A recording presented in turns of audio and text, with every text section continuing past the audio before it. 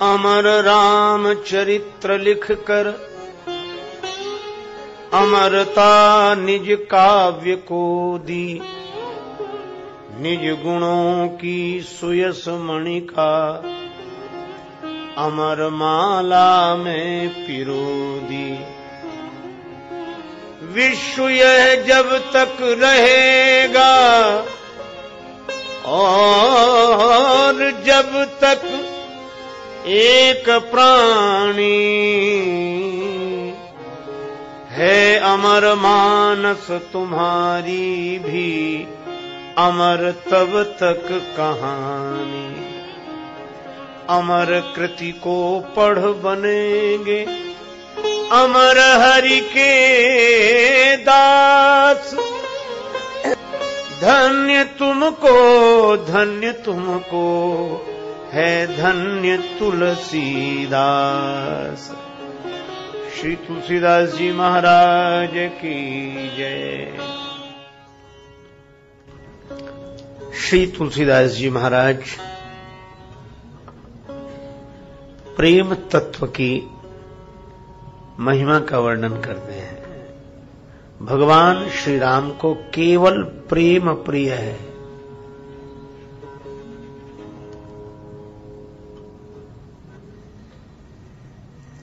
जो जानने वाले हैं वे जान लें। जानने वाले तो ज्ञानी जन हैं और ज्ञानी जन यह जानते हैं। क्या कल मैंने निवेदन किया था कि श्री सीता जी में श्री राम जी और राम जी में श्री सीता जी। लगता है कि श्री सीता जी राम जी से प्रेम कर रही हैं और राम जी श्री सीता जी से प्रेम कर रहे हैं। पर यदि गंभीरता से देखें तो राम जी के भीतर श्री सीता जी हैं और श्री सीता जी के भीतर यदि राम जी हैं तो राम जी से ही प्रेम कर रहे हैं, श्री सीता जी से ही प्रेम कर रही हैं। यही प्रेम का तत्व है। बस इसी तरह यदि हम लोग गंभीरता से विचार करें तो लगता है कि हम एक दूसरे से प्रेम कर रहे हैं, पर यह भगवान की माया के कारण ऐसा लगता है कि हम एक दूसरे से प्रेम कर रहे हैं। सही बात है कि हम अपने आप से ही प्रेम करते हैं, क्योंकि दूसरे में भी तो अपना आप ही समाया हुआ है। और इसी तरह अपने में जिसे हम दूसरा समझ रहे हैं वह भी सत्ता रूप में प्रतिष्ठित है।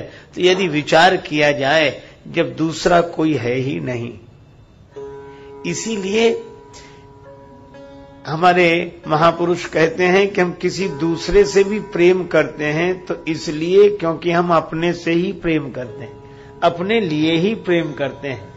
और यही कारण है कि श्याम श्याम रटत रटत, श्याम श्याम रटत रटत राधा श्याम भई, फिर यूं पूछत सखियन सो राधा कहां गई। प्रेम की यह स्थिति है।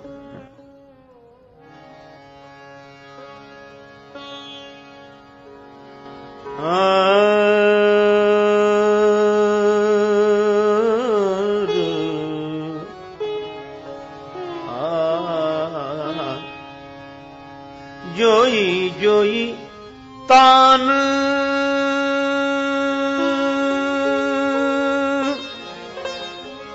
भरो मुरली में, सोई सोई गाय सुना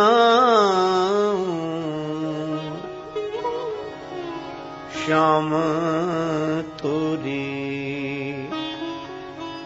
मुरली ने कब जाऊं, श्याम तोरी मुरली ने कब जाऊं, तोरी मुरली ने कब जाऊं, श्याम तोरी मुरली ने कब जाऊं।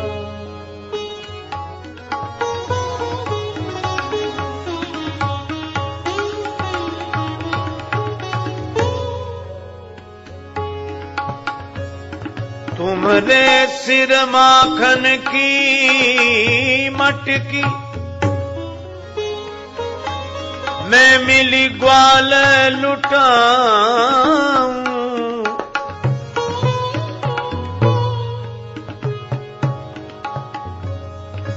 हमारी चुनरी तुम ही ओढ़ो, मैं सिर छत्र धराऊं। किस लिए? कारण केवल एक है, सूर श्याम तुम बनो राधिका, हो नंदलाल कहाँ मुरली नेक बजाऊं। श्याम तोरी मुरली नेक बजाऊं, श्याम तोरी मुरली नेक बजाऊं। मुरली नेक बजाऊं बजाऊं बजाऊं। श्री राधिका जी कहती, श्री कृष्ण तुम्हारी मुरली मैं बजाना चाहती। क्यों क्यों बजाना चाहती हूं? श्री राधिका जी बोली, यमुना के कूल कदम्ब मूल ठाड़ी है के, लालन तिहारे गात लागी सुख पाई हो। बांसुरी बजाए तुम ब्रज बस कीन हो, अब तोह बस करीवे को बांसुरी बजाई हो। बांसुरी बजाकर तुमने ब्रज को बस में कर लिया, हम बांसुरी बजाकर तुम्हें बस में करेंगे। देखो, श्री कृष्ण श्री राधा, श्री राधा श्री कृष्ण, श्री सीता श्री राम, श्री राम श्री सीता जी। ये दो दिखते हैं पर दो हैं नहीं। कैसे? श्री तुलसीदास जी कहते हैं, गिरा अर्थ जल बीच सम, कहियत भिन्न न भिन्न, बंदौ सीता राम पद जिनहि परम प्रिय खिन्न। अच्छा, एक अद्भुत घटना है। अब प्रेम की बात देखो। श्री सीताराम जी की प्रीति पुरातन है।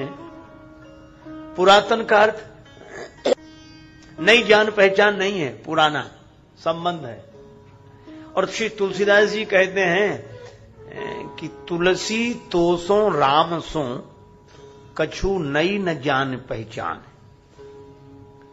तुलसीदास, तुमसे और राम जी से कोई नई जान पहचान नहीं है, मिले मिलाए हैं। जीव और ब्रह्म तो मिले मिलाए हैं, ये अलग हैं ही नहीं। नित्य नूतन परम पुरातन, ये दो हैं ही नहीं। अच्छा, जब ये दो नहीं है, इसीलिए इनका जो प्रेम है वह भी दो का दिखाई देता है, पर ये दो हैं ही नहीं। यह तो तत्व एक ही है और प्रेम दो रूपों में दिखाई दे रहा है। और प्रेम की दशा में भी जो उस अद्वैत तत्व को जान लेता है वही तो प्रेम तत्व है। पर ये जो दो नहीं है, इन दो को अलग कौन किए है? धनुष। धनुष टूटे तो ये मिले। अब यह बड़ी विचित्र बात है। धनुष टूटने से कौन मिलेंगे? बोले वे जो कभी अलग नहीं हुए। धनुष टूटने से कौन मिलेंगे? का जो मिले मिलाए हैं। तो धनुष को क्या कहा गया मानस की भाषा में? नृप सब नखत करहीं उजियारी, तारी न सकहीं चाप तम भारी। धनुष क्या है? चाप तम। धनुष है अंधकार। अंधकार माने अज्ञान। धनुष के कारण ये अलग अलग लग रहे हैं। श्री सीताराम जी अलग अलग लग रहे हैं। संकेत बड़ा सुंदर है, अज्ञान के कारण ही ये जीवात्मा परमात्मा अलग अलग लग रहे हैं। ये धनुष, पर ये अज्ञान मिटता नहीं है। किसके बिना नहीं मिटता? बिनु रवि रात न जाए, बिना सूर्य के नहीं मिटता। और सूर्य क्या है? बंदो गुरुपद कंज कृपा सिंधु नर रूप हर, महामोह तम पुंज जासु वचन रवि कर निकर।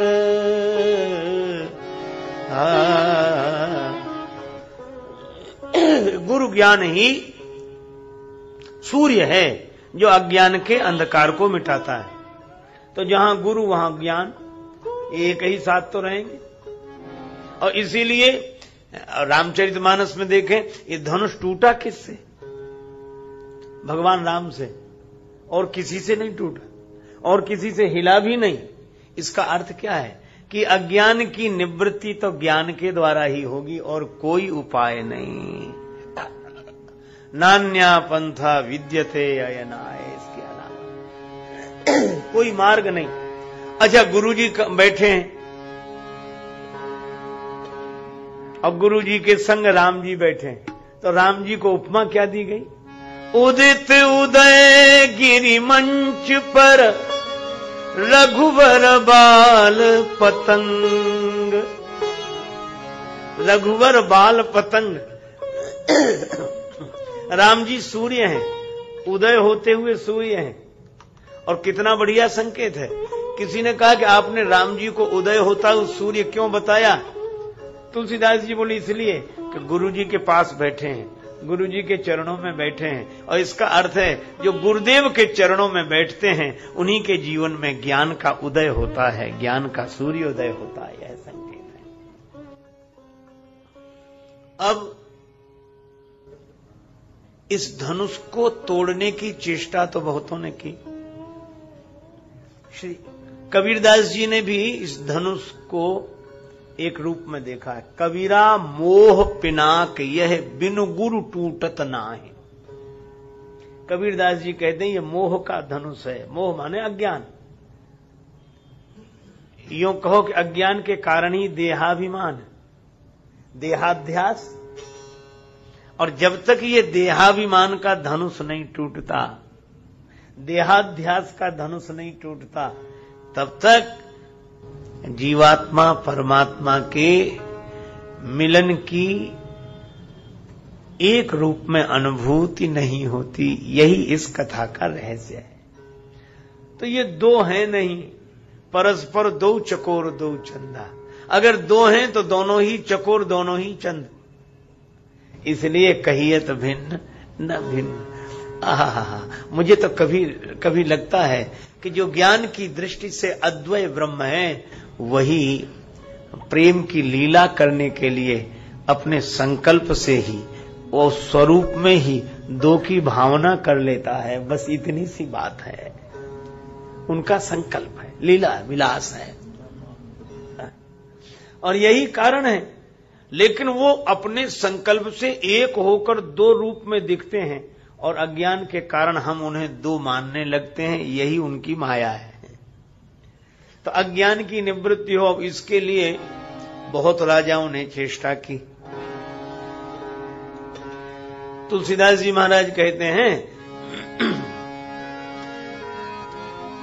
सब काम किया राजाओं ने। सुनिपन सकल भूप अभिलाख, सुनिपन सकल भूप।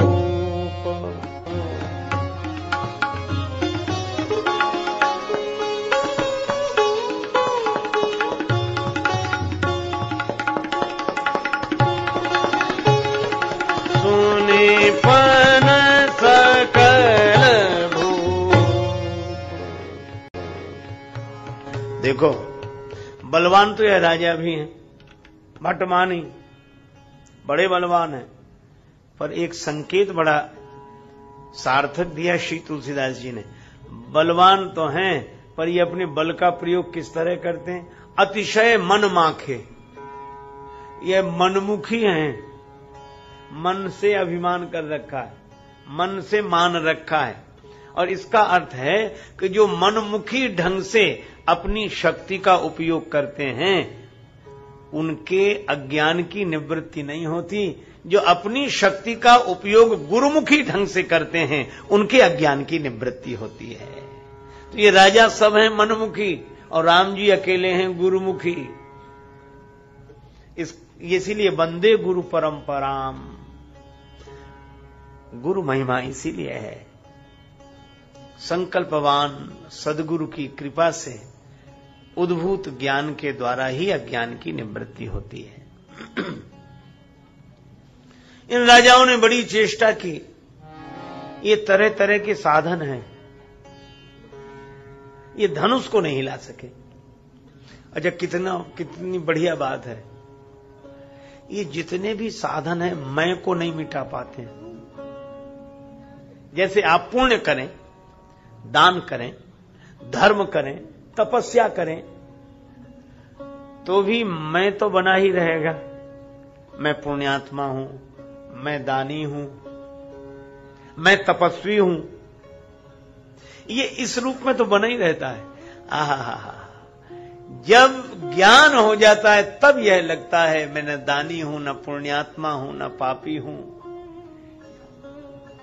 फिर चिदानंद रूपः शिवोहम शिवोहम, मैं वही हूं। तो मैं को कोई साधन नहीं मिटा पाता। देखो, मैं भी दो हैं रामचरितमानस में। एक मैं के लिए कहा कि ये मैं ब्रह्म है, अहम ब्रह्मास्मि, और दूसरी ओर यह कहा गया मैं और मोर तोर तय माया, ये मैं माया है। हालांकि जब जब लोग माया की बात करते तो मैं पर ध्यान ही नहीं जाता, मेरों पर ही ध्यान जाता है। हमने सब छोड़ दिया, सब। हमने कहा क्या छोड़ दिया? बोले मेरा तेरा क्या, माया है सब। अरे हमने कहा ये मेरा ही माया नहीं है, मैं ही माया है। मेरा तो छोड़ देंगे और मैं बना रहेगा, तो जहां जाएगा वहां मेरा बना लेगा। मैं तो एक दिन मैं सोच रहा था कि एक और तो मैं को सत्य कहा जा रहा है, ब्रह्म कहा जा रहा है, दूसरी ओर मैं को माया कहा जा रहा है। तो ये दो तरह की बात हो गई। पर ये बिल्कुल दो तरह की बात नहीं है। इसको एक उदाहरण से हम लोग समझें तो बात स्पष्ट हो जाएगी। आप ऐसे सोचें, जैसे रात्रि में आप स्वप्न देखते हैं और सपने में अपने को ही देखते हैं। किसी आदमी ने आज तक शायद ऐसा सपना न देखा हो जिस सपने में उसने अपने को न देखा हो।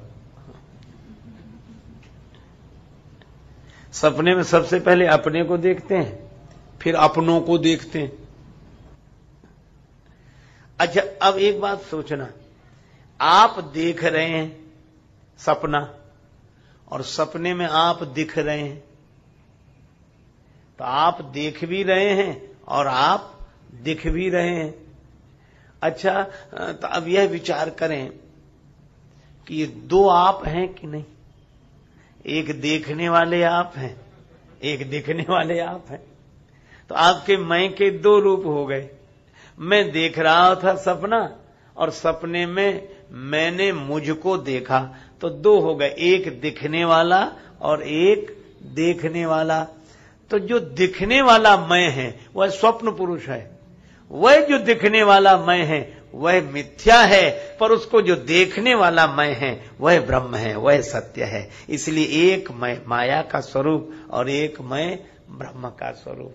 तो इस जो मिथ्या मैं है स्वप्न पुरुष की तरह, इसकी निवृत्ति जागने पर ही होगी, स्वप्न में नहीं होगी।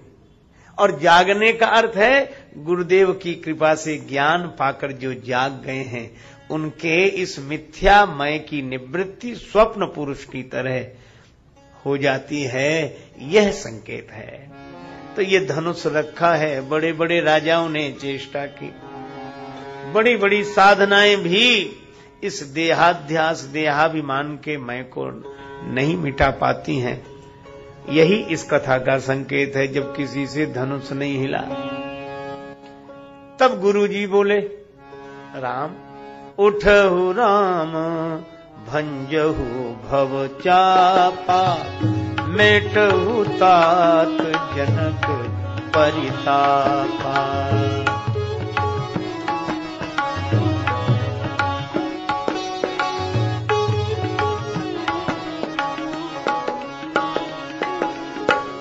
सुनि गुरु वचन चरण सिरुनावा, हरस विषाद न कछु उरयावा, हरस विषाद न कछु उरआवा, हरस विषाद न कछु उरआवा। गुरुजी ने कहा, राम उठो, शिव धनुष का खंडन कर दो। राम जी गुरुदेव के चरणों में प्रणाम करते हैं। उन्हें न हर्ष है न विषाद है, सहजता से चले, सहज ही चले सकल जग स्वामी। अब राम जी तो चले धनुष तोड़ने, और कितनी बढ़िया बात, जिसका न अपना हर्ष हो न अपना विषाद हो, उसका तो अपना अहम गुरुदेव के चरणों में समर्पित है। गुरु जी का संकल्प है, मैं तो केवल यंत्र मात्र हूं। ऐसी सहज स्थिति, श्री राम जी जा रहे हैं धनुष तोड़ने। अब सीता माता सभी से प्रार्थना कर रही, यह भक्ति का भाव है ना? प्रेम का भाव है। श्री सीता जी राम जी को पाना चाहती हैं। अच्छा, एक बात मैं आपको बताऊं, भक्ति में बुद्धि बाधक है और ज्ञान में ये हृदय बाधक है। ज्ञान में विचार और भक्ति में भावना की प्रधानता है। अच्छा, भक्त के साथ एक कठिनाई यह है कि वह प्रेम तो कर पाता है, विचार नहीं कर पाता है। अब सीता जी भी भगवान को पाना चाहती हैं।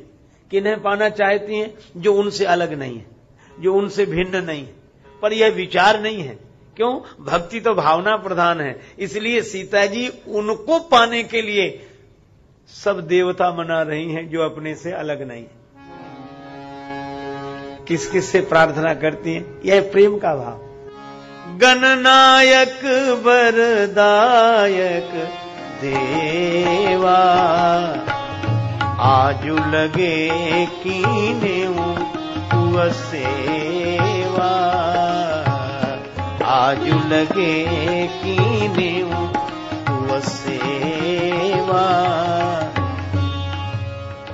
हे गणेश जी महाराज, आपकी सेवा आज के दिन के लिए ही की है, और इनके पहले स्मरण कर चुकी हैं किसका? हो प्रसन्न महेश भवानी। हे शंकर भगवान आप प्रसन्न हो जाओ, हे भवानी माता आप प्रसन्न हो जाओ। अच्छा, अद्भुत यह भक्ति का स्वरूप तो देख, शंकर जी को भी मना रही हैं। क्यों? धनुष आपका है। भवानी माता आप प्रसन्न हो जाओ, क्यों? आशीर्वाद आपका है। धनुष शंकर जी का, आशीर्वाद भवानी माता का, और गणेश जी आप प्रसन्न हो जाओ। क्या आप विघ्न दूर करने वाले हैं। गणेश जी बोले तो हम कौन सा विघ्न दूर कर दें? सीता जी बोली, बार बार विनती सुन मोरी, बार बार विनती सुन मोरी, बार बार विनती, करहु चाप गुरुता अति थोरी विनती, विनती सुन मोरी विनती, बार बार विनती विनती विनती, बार बार विनती।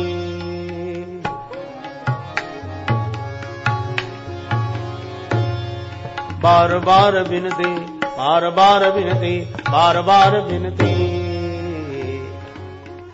बार बार मेरी विनती सुनो, बार बार। अच्छा क्या करें? इस धनुष का वजन कम कर दो। गणेश जी से प्रार्थना क्या की जाए? इस धनुष का वजन कम कर दो। गणेश जी मुस्कुराए कि इस काम के लिए हम ही मिले। धनुष का वजन कम करने के लिए हमसे प्रार्थना की जा रही है। श्री गणेश जी कहते हैं हमारा ही वजन कौन सा कम है?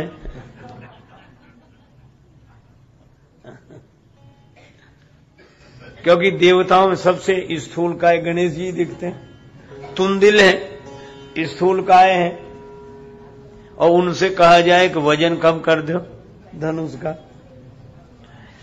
गणेश जी मुस्कुराए तो सीता मैया बोली कि आप कितने भी स्थूल काय रहें पर वजन कम करने की कला में कुशल हैं।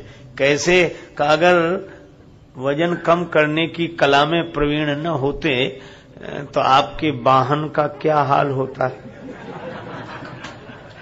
जितने स्थूल दिख रहे हैं अगर उसी तरह वजन होता तो चूहे की क्या दशा होती? इसका अर्थ है कि आप वजन वाले दिखते तो हैं पर इतने हल्के होकर बैठते हैं कि चूहा भी आपको लेकर घूमता रहता है। कितना बढ़िया संकेत है। हमारे यहां गणेश जी प्रथम पूज्य हैं, बड़े हैं। क्यों बड़े? इनमें बड़प्पन है। किस अर्थ में बड़प्पन है? कि ये हैं तो बहुत बड़े लेकिन चूहा भी इनका वजन उठा लेता है। हमारे यहां बड़े होने की यही पहचान है कि छोटे से छोटा भी जिसका वजन उठा ले वही बड़ा है। ऐसा बड़ा होना किस काम का? बड़े बड़े जिनका वजन न उठा पाए।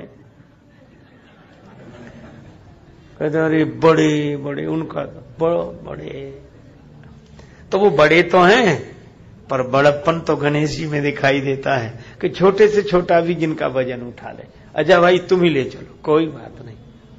अच्छा एक और अद्भुत बात है, गणेश जी विवेक के रूप हैं, अभिमान तो है ही नहीं। अच्छा इसको दूसरे ढंग से भी देखें, हम लोग तो इसी से परेशान हैं कि लोग क्या कहेंगे, इतने बड़े आदमी और ऐसे जा रहे हैं, इस सवारी से जा रहे हैं। मुझसे कई बार लोग कहते हैं कि इतने बड़े और इससे कोई क्या कहेंगे, नहीं व्यवस्था करो। अच्छा किसी दिन टैक्सी से जाना पड़े तो लोग क्या, अरे आप टैक्सी से, लोग क्या कहेंगे, इतने बड़े और टैक्सी से, और लोग क्या कहेंगे, आप भी इतने, जरा दिखना भी चाहिए। हमको हंसी लगती है। हमने कहा गणेश जी से आज तक किसी ने कहा इतने बड़े और चूहे से।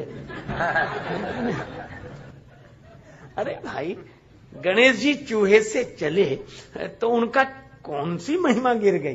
तो बड़े होने का अर्थ क्या है? गणेश जी ने यह बताया कि जो साधनों से बड़ा हो वह कोई बड़ा नहीं है। बड़ा तो व्यक्ति साधना से होता है, साधनों से नहीं होता। साधना से बड़ा होता है कि साधनों से बड़ा होता है? और सही बात यह है कि जो साधना से बड़े नहीं हो पाते हैं वे साधनों के द्वारा अपने को बड़ा करके दिखाते हैं। और जिनका ध्यान साधना पर नहीं रहता वो साधनों से ही लोगों को बड़ा समझने लगते हैं।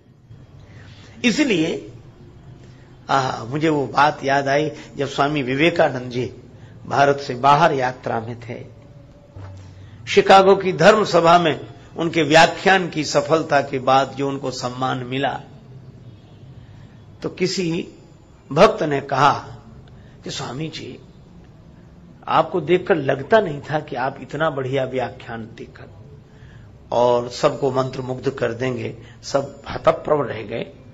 पहले नहीं, क्योंकि आपका रहन सहन का ढंग ठीक नहीं है। ये ऐसे वस्त्र लपेटते हो वहां तक लहराता रहे बिना, ये हम आपको बहुत बढ़िया सलाह देते हैं। क्या आप हैं तो बहुत महान पर दिखते नहीं हो। स्वामी जी बोले क्या करें?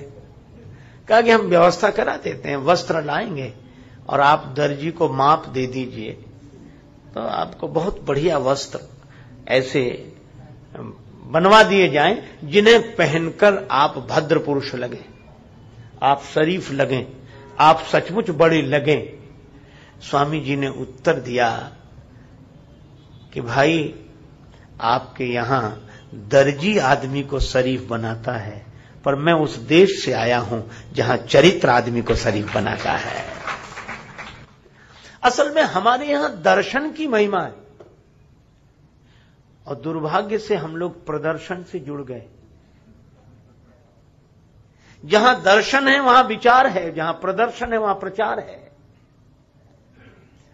गणेश जी से यह प्रेरणा लेनी चाहिए कि छोटे से छोटा भी जिसका वजन उठा ले, और छोटे से छोटे साधन से भी जाने में जिसको कोई गिलानी न हो, बल्कि ये अपना चलने से मतलब ठीक है, जो है ठीक। अच्छा, और यही भी नहीं सोचा करे भाई तुम्हारी मां भवानी नंदन हो आप, भवानी माता तो शेर पर चलती हैं और आप चूहे पर।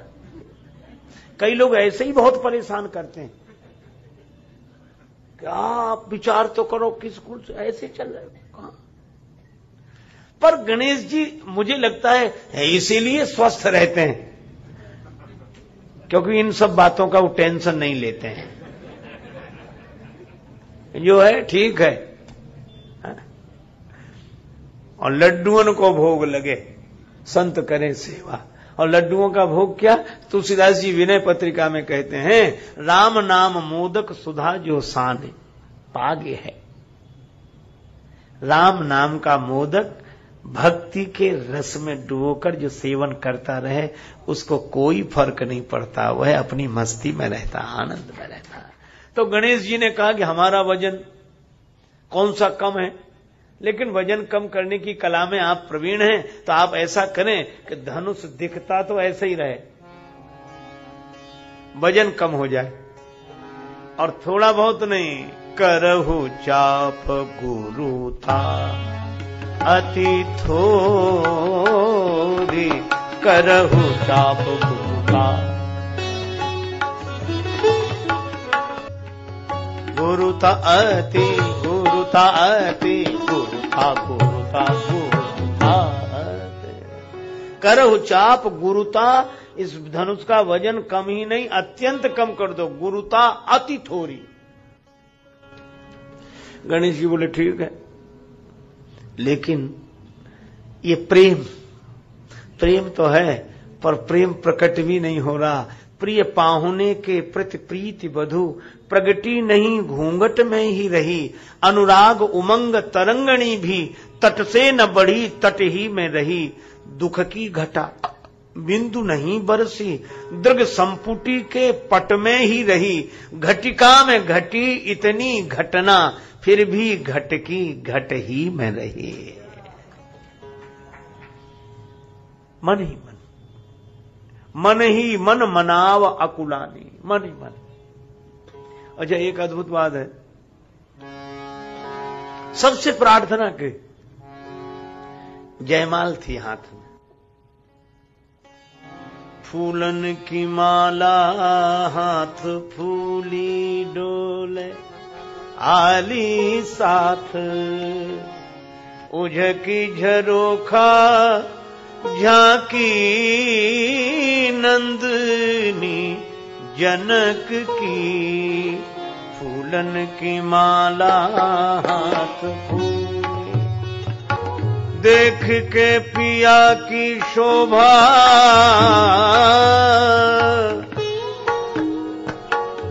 सियाजू का मन लोभा,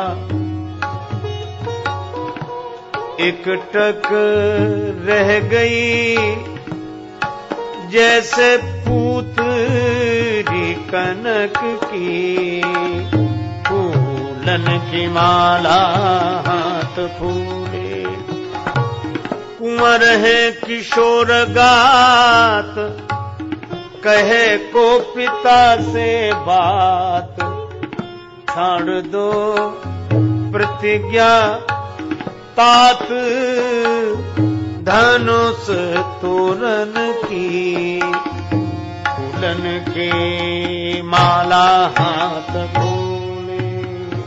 माला लिए हैं हाथ में श्री जानकी जी, इनसे धनुष टूटेगा क्या? पिताजी धनुष तोड़ने की प्रतिज्ञा तोड़ देते तो अच्छा था। एक टक रह गई जैसे पूतरी कनक की, स्वर्ण प्रतिमा के समान श्री जानकी जी खड़ी रह गईं। कण कण में तुझको ढूंढा, तेरा पता नहीं है, तेरा पता मिला तो अब मेरा पता नहीं है। ऐसी स्थिति माला लिए खड़ी है। अब याद आया, अरे इन्हीं को तो पाना है। अच्छा किन्हें पाना है? उन्हीं को जो यही है। हाँ? जो यही है उन्हीं को पाना है। शिकायत किस जुबान से करें हम उनके न आने की?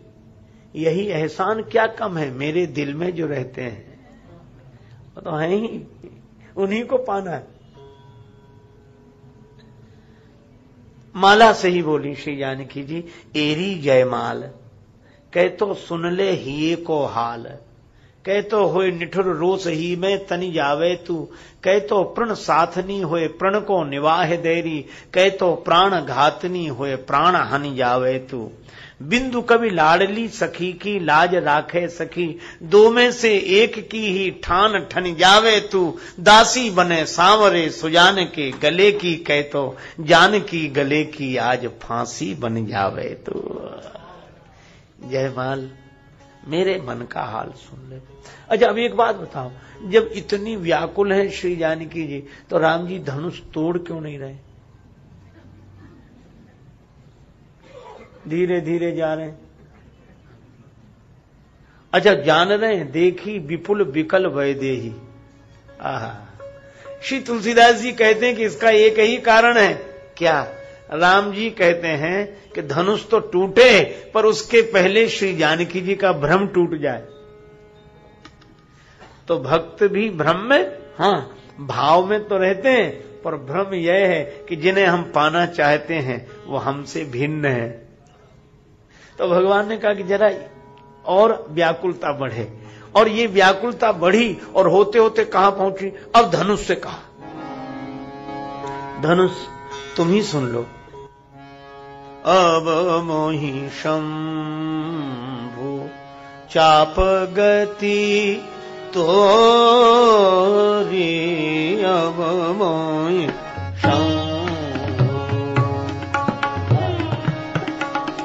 अब मोहि शंभु, अब मोहि शंभु, अब मोहि शंभु। हे शिव जी के धनुष, अब मुझे तुम्हारा भरोसा है। धनुष ने कहा कि मैं क्या करूं? बोले हल्के हो जाओ। धनुष बोला भरी सभा में हल्का हो जाओ। अच्छा सभा में तो कोई ये सिद्ध नहीं करेगा कि हम हल्के हैं, बल्कि सभा में तो हल्के लोग भी भारी होकर बैठते हैं। और धनुष कह श्री जानकी जी कह रही हल्के हो जाओ। भरी सभा में सबके बीच में यह सिद्ध करें कि हम हल्के हैं। देखो श्री जानकी माता ने कहा कि धनुष सबकी तरफ मत देखो,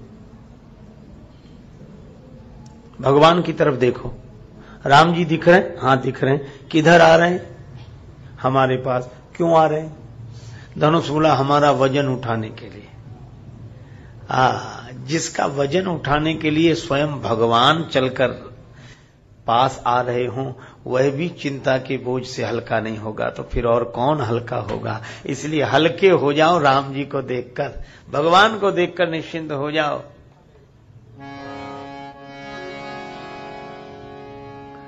भगवान को देखकर निश्चिंत। यदि नाथ का नाम दया निधि है तो दया भी करेंगे कभी न कभी। भगवान आ रहे हैं। और यह इशारा किसका है? श्री सीता जी का। ये भक्ति यही तो कहती है कि और किसी को देखकर निश्चिंत मत हो जाओ, और किसी को अपनी व्यथा मत सुनाओ, अपने को हल्का सिद्ध मत करो, पर भगवान को देखकर हल्के हो जाओ कि अब कोई डर नहीं, अब कोई परवाह नहीं, अब कोई चिंता नहीं। जिस मालिक ने जन्म दिया है अन्न वस्त्र भी देवेगा, जिस मालिक ने जन्म दिया है अन्न वस्त्र भी देवेगा, सिर ढकने को छत देवेगा, खबर हमारी लेवेगा।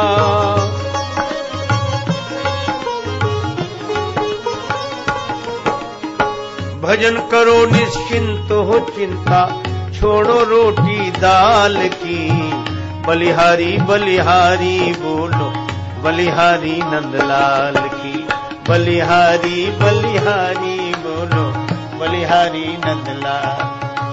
चिंता करे बलाए हमारी इस माया जंजाल की, बलिहारी बलिहारी बोलो, बलिहारी नंदलाल की।